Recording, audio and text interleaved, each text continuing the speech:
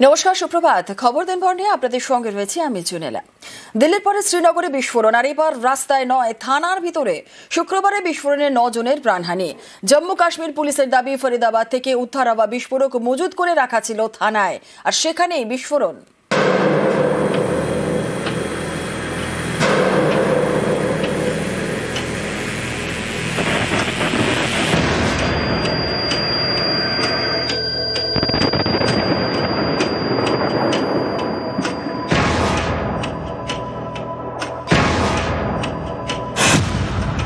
গত সোমবার দিল্লিতে লালকেল্লার কাছে আত্মঘাতী বিস্ফোরণ, প্রাণহানি, এই নিয়ে তোলপাড়।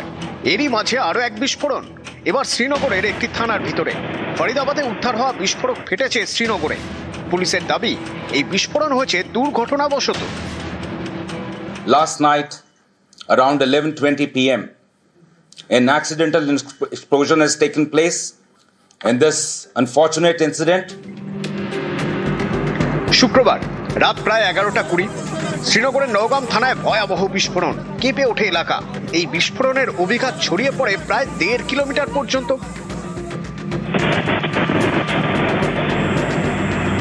থানার ভিতরে এই ভয়াবহ বিস্ফোরণে প্রাণ হারান অনেকে।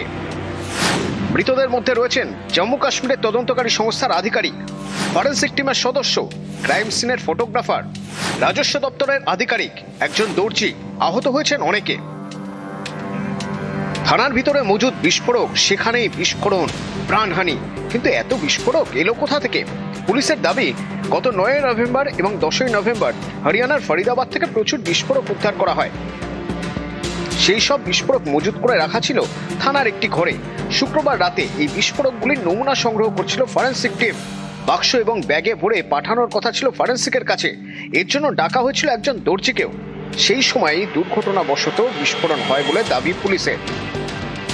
यही वो पुलिस स्टेशन है जहां पे सबसे ज्यादा काम इस मॉड्यूल के बारे में किया गया। क्या यहां पर कोई ऐसा सबूत तबाह तो नहीं हुआ जो इस केस को क्रैक करने में, फर्दर क्रैक करने में बाधा उससे पड़े? ऐसा अभी इंफॉर्मेशन नहीं है। जम्मू कश्मीर पुलिस के आईजी हैं वीके बिरदी, हम देख पा रहे हैं, वो भी यहाँ पे हैं। huge quantity of explosive substances, chemicals, and reagents were also recovered from Faridabad on 9th and 10th of November 25. The samples of the recovery had to be forwarded for further forensic and chemical examination. The sampling process, the handling was being done with extreme caution, with utmost caution by the FSL team. শ্রীনগরের নওগামে জৈশ-এ মোহাম্মদের poster ছিল সূত্র। সেই সূত্র ধরে একের পর এক চিকিৎসকের হদিশ পান তদন্তকারীরা। এমনকি দিল্লি বিস্ফোরণেও এই ডি কোম্পানির যোগ মেলে। এই তদন্ত চলাকালীন হরিয়ানার ফরিদাবাদের চিকিৎসক মুজাম্মিল শাকিলের ঘরে তল্লাশি চালানো হয়। তদন্ত চলে ফরিদাবাদের আরও কিছু জায়গায়, সেখানে প্রচুর পরিমাণ বিস্ফোরক উদ্ধার হয়। नौगाम पुलिस स्टेशन की तरफ से ही ये जो व्हाइट कॉलर मॉड्यूल कहा जा रहा है, इसको व्हाइट कॉलर टेरर मॉड्यूल, और उसको क्रैक किया गया उस वक्त जब यहाँ पर पोस्टर पाए गए, जैश के पोस्टर यहाँ पे पाए गए, और उसके बाद ही इस मामले की इन्वेस्टिगेशन की गई। मौलवी इरफान को यहाँ ही नौगाम पुलिस स्टेशन की तरफ से पकड़ा गया, और उसके बाद जो है डॉक्टर आदिल, डॉक्टर उमर के बारे में पता चला, डॉक्टर मुजम्मिल को पकड़ा गया। तो यही वो एरिया है, यही वो पुलिस स्टेशन है।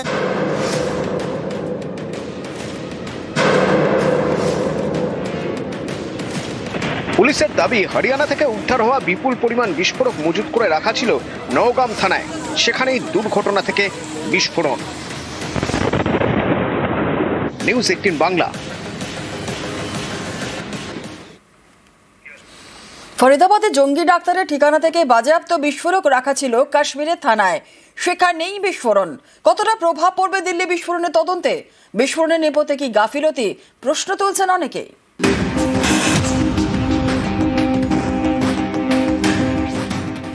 দিল্লিতে লালকেল্লার সামনে বিস্ফোরণ, যে ঘটনা গোটা দেশকে নাড়িয়ে দিয়েছে।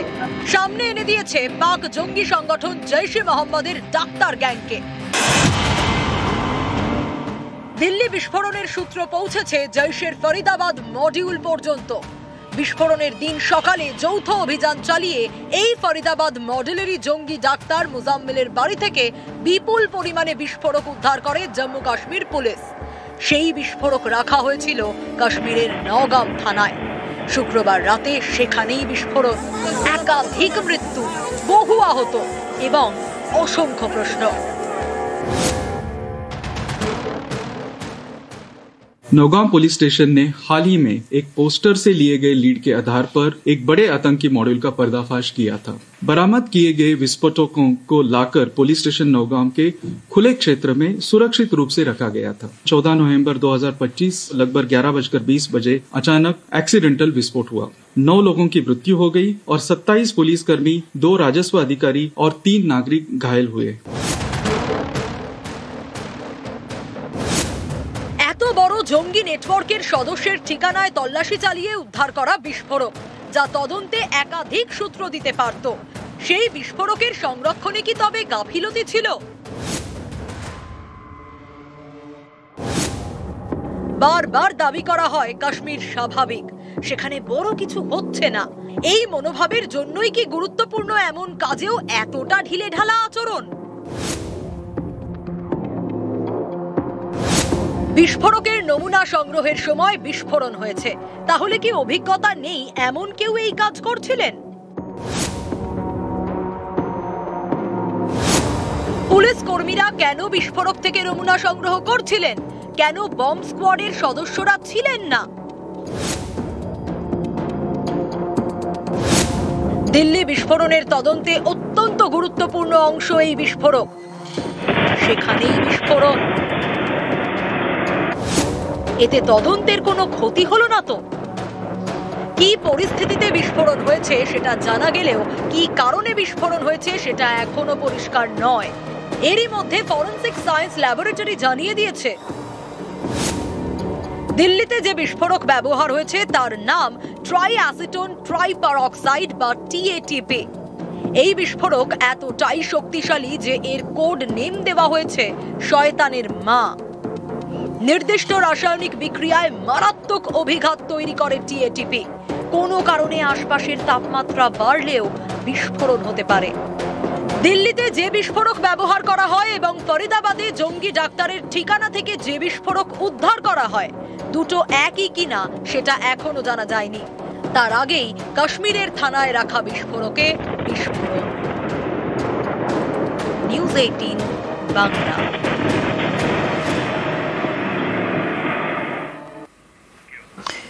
দিল্লি বিস্ফোরণ তদন্তে ধরপাকড়। আল-ফালাহ বিশ্ববিদ্যালয়ের অন্তত 15 ডাক্তার উধাও, আর এই 15 চিকিৎসকের খোঁজ শুরু এনআইএর। মোজাম্মিলের সঙ্গে নিয়মিত যোগাযোগ রাখা ডাক্তারদের চিহ্নিত। ধৃত ডাক্তারের কল লিস্ট দেখেই 15 জনের খোঁজে তল্লাশি। দিল্লি বিস্ফোরণ তদন্তে ধরপাকড়। আল-ফালাহ বিশ্ববিদ্যালয়ের অন্তত 15 ডাক্তার উধাও আর 15 চিকিৎসকের খোঁজ শুরু এনআইএর। মোজাম্মিলের সঙ্গে নিয়মিত যোগাযোগ রাখা ডাক্তারদের চিহ্নিত। ধৃত ডাক্তারের কল লিস্ট দেখেই 15 জনের খোঁজে তল্লাশি।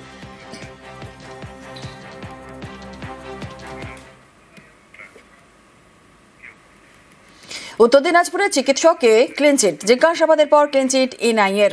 দিল্লি বিস্ফোরণে বাংলার চিকিৎসককে জিজ্ঞাসাবাদ। ডালখোলার জানিসার আলমকে জিজ্ঞাসাবাদের পর ডাক্তার জানিসারকে ক্লিনচিট এনআইএর। লুধিয়ানায় জন্ম ডাক্তার জানিসার আলমের। ওর একজন কলেজ ফ্রেন্ড ছিল, মেডিকেল কলেজের ফ্রেন্ড ছিল। 1 বছর আগে ওর সঙ্গে কথা হয়েছিল। তো ওই ছেলেটা নাকি দিল্লি যে বাম বাস্টিং হয়েছে ওতে ইনভলভমেন্ট ওকে দেখাচ্ছে, এখন প্রুফ নাই দেখাচ্ছে, তো ও অ্যারেস্ট হয়েছে। তো ওরই নম্বরটা দেখে ওকে নিয়ে গেছিলো, জিজ্ঞাসাবাদ করে যেটা চিন্তায় নিয়ে গেছিলো ওটা কোনো রকম নেগেটিভ পালো না, তারপরে ওকে ছেড়ে দিয়েছে। তদন্ত সঠিক হয়েছে। আর আমার ভাতিজাকে জিজ্ঞাসা করলাম, তো এর প্রশংসা করলো যে আমার সঙ্গে যতটুকু থাকলাম আমি, আমার সঙ্গে খুব ভালো ব্যবহার করছে। পাকিস্তানের সেনার শাসন, পাকিস্তানের রাষ্ট্রনীতি সন্ত্রাসবাদ। বিস্ফোরক অবসরপ্রাপ্ত হাই কমিশনার পাকিস্তান থেকে সক্রিয় করা হচ্ছে স্লিপার মডিউল। এমনই চাঞ্চল্যকর দাবি পাকিস্তানে ভারতের প্রাক্তন হাই কমিশনার অজয় বিসারিয়ার। In our neighboring country, in Pakistan, there has been a power grab by the army. The constitution has been completely demolished by the army. The link with terrorism is very, very strong. Terrorism has not stopped. It continues. It takes on different shapes and forms. White collar or white coat terrorism. Indian agencies and security agencies have known for a while that there have been several sleeper modules that have been present in India, and these can be activated to mount acts of terrorism. The terrorism that we've seen has cross-border linkages. একাদশ দ্বাদশে 12,000-এরও বেশি শিক্ষক নিয়োগ। ফল ঘোষণার পর এবার ইন্টারভিউয়ের তালিকা 20,500 জনকে ইন্টারভিউয়ের ডাক। ওয়েবসাইটে ইন্টারভিউ তালিকা প্রকাশ করলো এসএসসি। 8 নভেম্বর থেকে চাকরি প্রার্থীদের ভেরিফিকেশন। ডিসেম্বরের প্রথম সপ্তাহে ইন্টারভিউ শুরুর সম্ভাবনা। তার রেজাল্ট পেলাম, কিন্তু বিশ্বাস করুন এতটুকু উচ্ছ্বাস বা কিছু নেই, কারণ বিনা দোষে একটা অসম পরীক্ষার মধ্যে বসেছিলাম, এই পরীক্ষা দিয়েছিলাম। আমরা কেউই চাইনি এই পরীক্ষাটা দিতে, কারণ আমাদের কোনো অপরাধ ছিল না। বারবার আমাদেরকে এই জায়গায় ঠেলে পাঠানো হয়েছে বিনা দোষে, কিন্তু যারা কাট অফটাই ক্লিয়ার করতে পারলো না তাদের কি হবে? তাদের জন্য কি কোর্ট ভাববে? তাদের জন্য কি সরকার ভাববে? তাদের জীবন কি করে চলবে? 31 ডিসেম্বরের পর তাদের জীবন কি করে চলবে? এসএসসি এসএলএসটি 2025 এই পরীক্ষার ফল প্রকাশ হয়েছে। যে ফলটি হচ্ছে ভেরিফিকেশনের জন্য কল পাওয়ার একটি ফল প্রকাশ। তো সেই লিস্টে আমার নাম আছে, কিন্তু তথাপি আমি বলতে পারছি না যে আমি খুব আনন্দিত, আমার ভালো লাগছে। এর কারণ হলো আমাদের বেশ কিছু সঙ্গীরা, অর্থাৎ এই 2016 এসএলএসটির শিক্ষক শিক্ষিকা চাকরিরত অবস্থায় যারা এখনও রয়েছেন, তারা অনেকে ডাক পাননি। অত্যন্ত দুর্ভাগ্যজনক, হতাশাজনক এবং দুঃখজনক বিষয় আমার জন্য। দেখুন, আমি নবম দশম শ্রেণীর জীবন বিজ্ঞানের শিক্ষক ছিলাম, আর আমরা যে রাস্তার যে লড়াই লড়েছি, পড়ার মতো পরিস্থিতি ছিল না। একাদশ দ্বাদশ শ্রেণীর পরীক্ষা আমার ভালো হয়, সুতরাং একটা যেখানে ভালো পরীক্ষা হয়নি আমি আশাও করতে পারি না, আমি আশা করি। এসআইআর নিয়ে নানান রকম অভিযোগ। কদম্বগাছিতে ফর্ম ফিল আপের নামে ওটিপি হাতানোর চেষ্টার অভিযোগ। দত্তপুকুরে 13 বারেও সঠিকভাবে ফর্ম ভরতে না পেরে আতঙ্কে বৃদ্ধের মৃত্যুর দাবি। কারোর পরিবারের দাবি 2002 সালের লিস্টে নাম থাকলেও ভয় কাটছিল না, আর ভয়ে আত্মহত্যা করেছেন জলপাইগুড়ির এক মহিলা।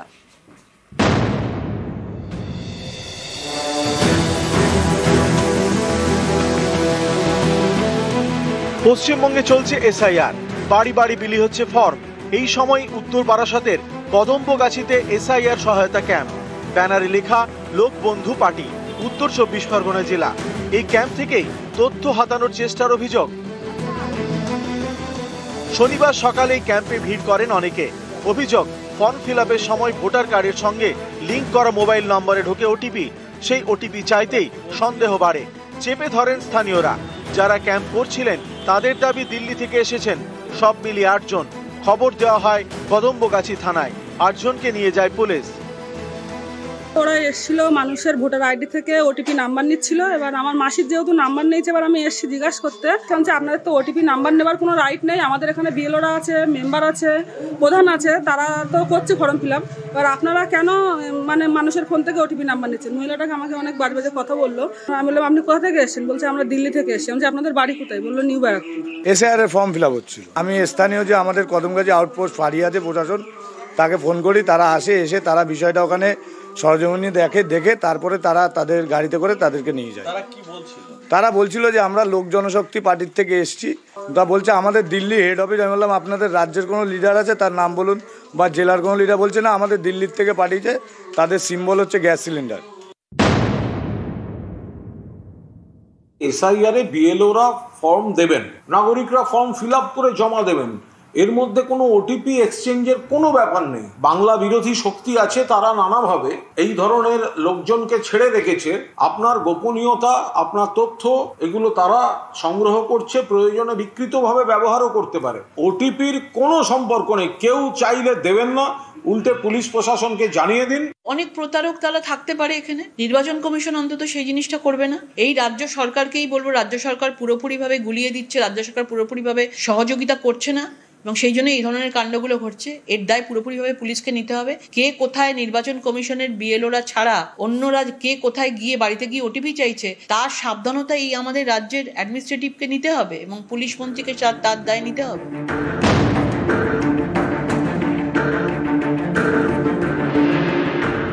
উত্তর 24 পরগনার দত্তপুকুরের চাটুরিয়া। অভিযোগ, এসআইয়ের আতঙ্কে এখানে এক বৃদ্ধের স্ট্রোক হয়, পরে হাসপাতালে মৃত্যু হয়। জিয়ার আলী, বয়স 70, সম্প্রতি হাতে এসআইআর ফর্ম পান। পরিবারের দাবি এরপরেই আতঙ্কে ভুগতে শুরু করেন। বৃহস্পতিবার স্ট্রোক হয়, ভর্তি করা হয় বারাসাত মেডিকেলে, সেখান থেকে এনআরএস। শনিবার মৃত্যু হয় বৃদ্ধের। ফর্মটা দিয়েছে, কি করব না করব, 5 জনকে দেখাচ্ছিল যে এটা ঠিক আছে, এটা তুমি এতটা নিয়ে টেনশন করো না। বাইরের দিকে যখন গিয়েছি তখন ওনার ঘরের ভিতর থেকে একটা গো করে আওয়াজ হচ্ছে। তারপর ঘরের দরজাটা খুলে গিয়ে দেখলাম উনি পড়ে আছে, কথাটা একটু বেঁকে বেঁকে বলছে, পাশে ফর্মটা পড়ে আছে। আমাদেরও আতঙ্ক তো আছে, কিন্তু ওনার একটু বয়স হয়েছে, উনি এই ব্যাপারে একটু বেশি চিন্তিত।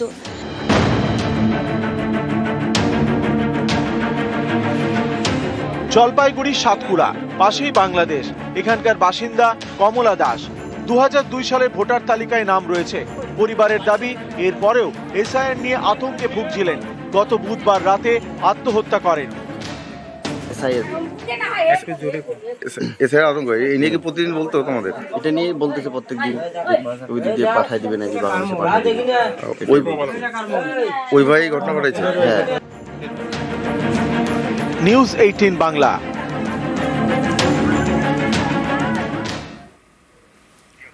ঘরের সামনে মিলবে বিনামূল্যে চিকিৎসা। জেলায় জেলায় ভ্রাম্যমাণ চিকিৎসা কেন্দ্র চালু করেছে স্বাস্থ্য দফতর। বসিরহাটে প্রত্যন্ত গ্রামে ঘুরছে গাড়ি।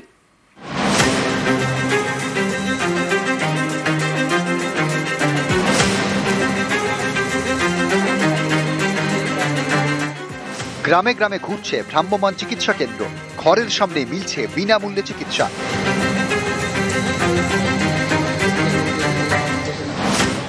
উত্তর 24 পরগনার বসিরহাটের কাছা আখরপুর ভারত বাংলাদেশ সীমান্তবর্তী প্রত্যন্ত গ্রাম।